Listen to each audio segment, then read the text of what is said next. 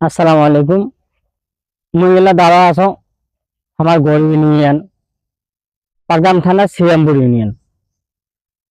তো মুই কি কই কদিন আগে দিলে টাঙ্কু কাটিল কাটিয়ে ধান লাগাইছি। এই ধান যে হবে না হবে কোনো ঠিক নেই। তেল তেল তো খুঁজতে খুঁজতে পাওয়া না যায় ভাই। ওই সেদিন আনমনি গেছো লালমনি জিয়া না 2 লিটার তেল পেয়া ভাই। এই যে দেখেন সকালে একটা করে পানি দিল এলা 3 আঙ্গুল হয়ে আছে। প্রত্যেকটা দিন পানি দিবার এ নাগে দিবার এ নাগে দিবার এ নাগে এই তেল কান পাস করে দেয়।